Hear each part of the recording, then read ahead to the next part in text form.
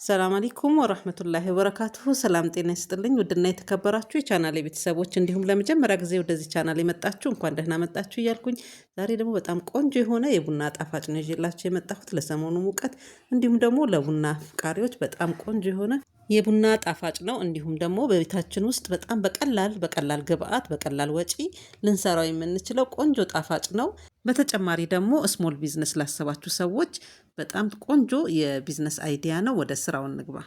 ስራውን ስጀምር የጀመርኩት ቡናውን በማፍላት ነው። እኔ እቺ የኤሌክትሪኳ ማፍያ ስላለችኝ በዚህ ነው የተጠቀምኩት። እናንተ በማንኛውም ቤት ውስጥ ባለ ጀበና እንዲሁም በአበሻ ጀበና በቡና ጀበና ወፈር ትልቁ ነገር ወፈር አድርገን ማፍላት ነው የሚጠበቅብን። ወፍራም ቡና እናፈላለን። ከዛ ወደ ቀጣዩ እንገባለን። ቀጣዩ ስራችን የሚሆነው ድስት ላይ ወተት አደረኩኝ 3 ኩባያ የሚያክል ነው ወተት የተጠቀምኩት። ከዛ አንድ ሲኒ ቡና ካፈላሁት ላይ አደረኩኝ። የኔ እንግዲህ ወተቱ በጣም ቀዝቃዛ ስለሆነ ቡናውን አብርዶታል፣ አቀዝቅዞልኛል። ከዛ 3 የሾርባ ማንኪያ ፍርኖ ዱቄት ነው የተጠቀምኩት። ከዛ አንድ የሾርባ ማንኪያ ደግሞ የበቆሎ ዱቄት ተጠቅሜያለሁኝ። በቀዝቃዛው እንደዚህ እሳት ላይ ሳንጥድ በደንብ እናዋህደዋለን። በመቀጠል ግማሽ ካፕ እንትን ተጠቅሜያለሁ ስኳር። እሱንም በደንብ ካማሰልኩት በኋላ እሳት ላይ ጥጄ አንተክትኬዋለሁኝ። እጄ ሳይቆም ነው ማንተክተክ ያለብን፣ እጃችን መቆም የለበትም።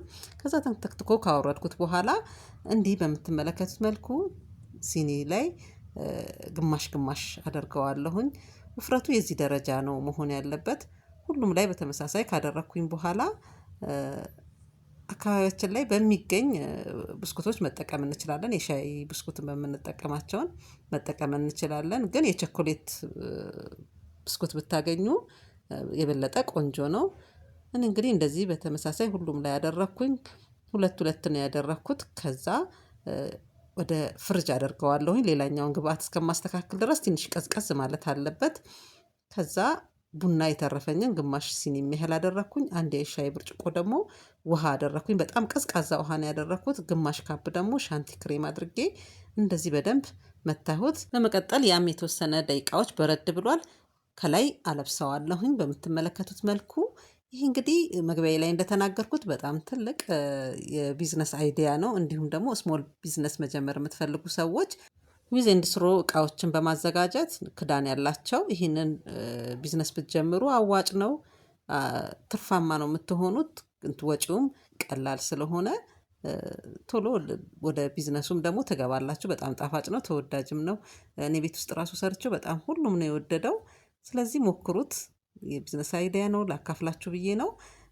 እንግዲህ እኔ ቀዝቅዞ ወጥቶ ነው ከላይ ካካዋ እየነሰነስክ ያለሁት። ቢያንስ ለ6 ሰዓት የሚያህል ፍሪጅ ውስጥ አቀዝቅዤዋለሁኝ። ከላይ ካካዋ አደረኩኝ። የተወሰነውን ደግሞ በቸኮሌት አደረኩኝ። በተለያዩ ነገሮች እንዲህ ዲኮር እያደረግን ገበያ ላይ ማዋል እንችላለን። በቀላሉ የምትሰሩት እንዲሁም ደግሞ ገበያ ላይ በቀላሉ የምትገቡበትን ቀለል ያሉ ቤት ውስጥ ቁጭ ብላችሁ የምትሰሩት እንዲሁም ደግሞ ልጆች እያሳደጋችሁ ያላችሁ እናቶች የምትሰሩትን እንደዚህ አይነት የቢዝነስ አይዲያ ላካፍላችሁ አስቤያለሁኝ። እናንተ ደግሞ ሀሳባችሁን ኮሜንት ላይ ግለጹልኝ። ይህን ይመስላል እንግዲህ ተመልካቾቼ የዛሬ ስራዬ። በጣም ቆንጆ በቀዝቅዞ በተለይ ደግሞ ሰዓቱ በጨመረ ቁጥር በደንብ ሲቀዘቅዝ ጣዕሙም እንደዛው እየጨመረ ይመጣል።